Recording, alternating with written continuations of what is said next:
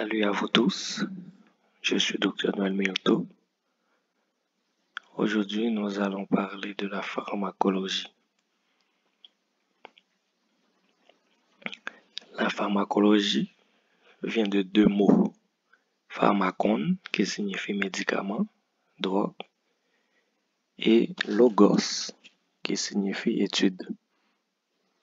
La pharmacologie, c'est la science qui étudie les médicaments, les drogues.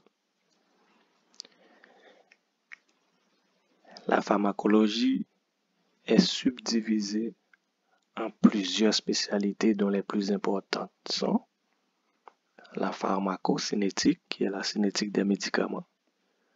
C'est l'étude du devenir des médicaments au sein des organismes vivants. La pharmacodynamie, qui est le dynamisme des médicaments. C'est l'étude des effets des médicaments sur le système biologique. La pharmacovigilance, qui est la vigilance vis-à-vis des médicaments, c'est l'étude des effets indésirables des médicaments. Et la pharmacodépendance, qui est l'étude de la dépendance à une substance psychoactive. Un médicament, dans sa plus simple définition, c'est un produit exogène utilisé dans la prévention, le diagnostic et le traitement des maladies. Dès qu'on voit médicament, on voit prévention, diagnostic et traitement des maladies. C'est une arme fréquemment utilisée dans le domaine de la science médicale, presque à chaque consultation.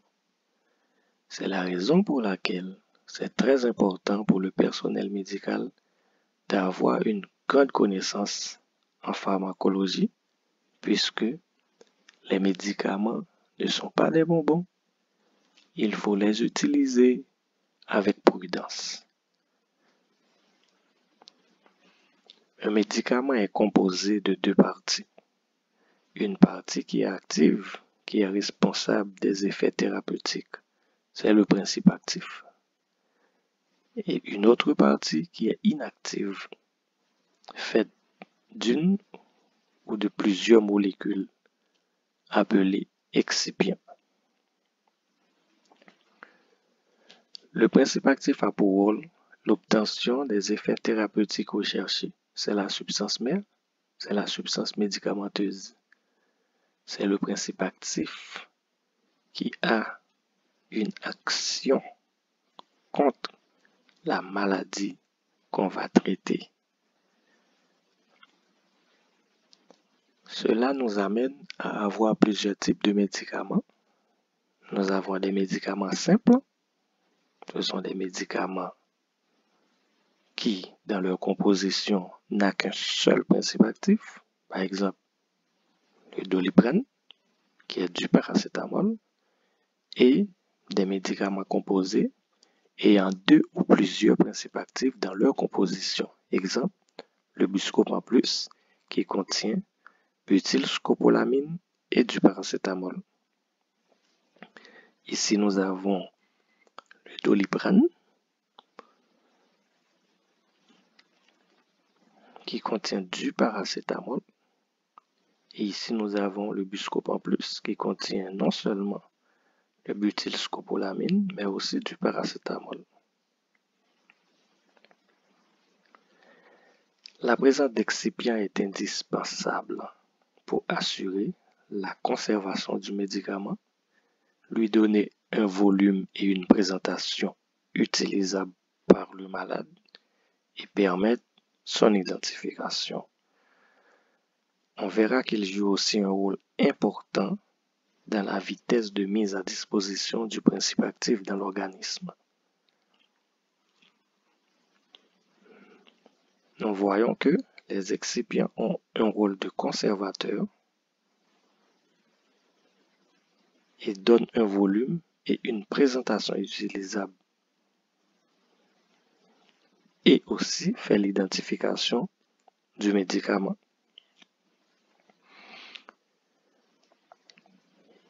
Il joue aussi un rôle dans la vitesse de mise à disposition du principe actif qui est la substance mère dans l'organisme. Ils sont inactifs, mais ils peuvent quand même entraîner des effets nocifs. Du point de vue thérapeutique, les excipients sont inactifs.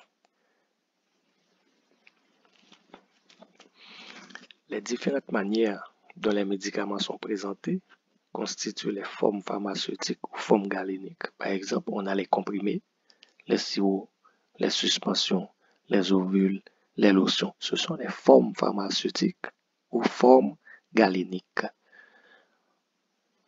La pharmacie galénique entre en action. Parce que dès qu'on parle de forme pharmaceutique, forme galénique, il faut parler de la pharmacie galénique. La pharmacie galénique, c'est la science et l'art de préparer, de conserver et de présenter les médicaments. C'est trouver pour chaque principe actif la forme galénique la mieux adaptée au traitement d'une maladie déterminée. Ça, c'est la pharmacie galénique. C'est la raison pour laquelle on appelle les formes pharmaceutiques formes galéniques. Le médicament tel qu'on l'acquiert et qu'on l'utilise est un objet.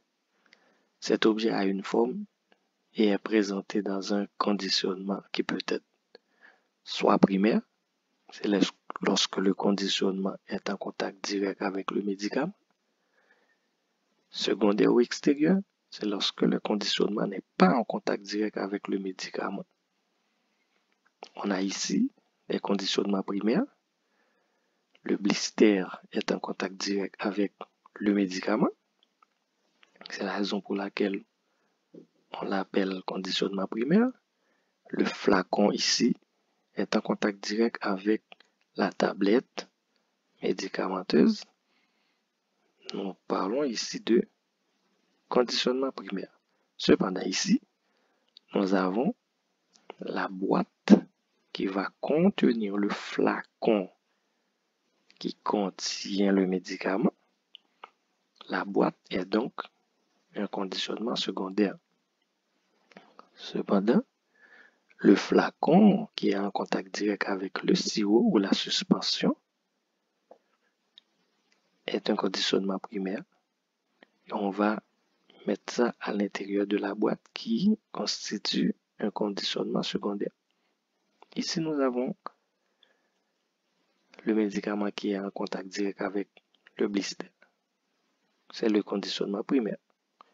Et cette boîte qui va contenir le blister, c'est le conditionnement secondaire. C'est ce qui fait la différence entre un conditionnement primaire et un conditionnement secondaire. C'est le contact direct avec le médicament. La pharmacocinétique, c'est l'étude du devenir des médicaments au sein de l'organisme vivant. Ce processus se fait en plusieurs étapes après l'administration du médicament qui peut se faire par différentes voies. Plusieurs étapes dont l'absorption, la distribution, le métabolisme et l'excrétion. AD, mé pour une bonne mémorisation, A pour absorption, D pour distribution, M pour métabolisme et E pour excrétion ou élimination. L'absorption n'est autre que le processus par lequel une substance déposée à la surface ou à l'intérieur d'un tissu parvient au vaisseau. Le médicament pénètre donc dans l'organisme et est disponible dans la circulation générale. L'absorption peut être soit directe, soit indirecte. Mais il faut savoir, dès qu'on parle d'absorption, c'est que la molécule médicamenteuse est disponible dans la circulation sanguine, dans la circulation générale. Ensuite vient la distribution. Le médicament est brassé dans le torrent circulatoire. Sa circulation y devient rapidement homogène. Les vaisseaux vont le distribuer aux différents organes. Le médicament est donc disponible dans les organes. Dans ce cas, on dit que le médicament est distribué. C'est la distribution. Les médicaments, nous savons que ce sont des substances chimiques. Ces substances-là sont susceptibles de subir dans l'organisme des transformations. Le plus souvent, c'est au niveau du foie, qui est une énorme usine sur le parcours du médicament. Toutefois, ça peut arriver aussi au niveau des poumons, mais la plus grande usine, c'est le foie. C'est là où le métabolisme va avoir lieu. Ces biotransformations sont réalisées par différents systèmes enzymatiques permettant la transformation de substances inactives en substances actives. Pour les prodrogues, la substance était inactive. Cette transformation enzymatique va la rendre active. Soit plus généralement, la transformation d'un médicament en métabolite actif ou inactif. Mais ces métabolites sont devenus plus faciles à éliminer. Le processus par lequel les médicaments sont rejetés hors de l'organisme, c'est l'excrétion. Et ceci en utilisant divers émonctoires qui forment les voies d'élimination des médicaments. La substance initiale et chacun de ces métabolites sont éliminés séparément. Les voies d'excrétion ou d'élimination que nous connaissons, la plus courante, c'est la voie rénale. Puis vient la voie intestinale, la voie mammaire, et nous avons les voies sudoripare, lacrymale, bronchique, génitale. Mais la plus courante, c'est la voie rénale. Nous avons quelques voies d'administration et on définit la voie d'administration comme étant le chemin ou la route empruntée par le médicament pour pénétrer l'organisme. C'est la voie d'administration. Eh bien, nous avons plusieurs voies d'administration. La plus utilisée, c'est la voie orale et la voie intraveineuse. Par la suite, nous avons la voie sublinguale, la voie intramusculaire, topique, vaginale, etc. Nous avons pas mal de voies. Je vous remercie. J'attends vos questions et suggestions dans les commentaires ou par email à l'adresse suivante: myrtonoel@gmail.com.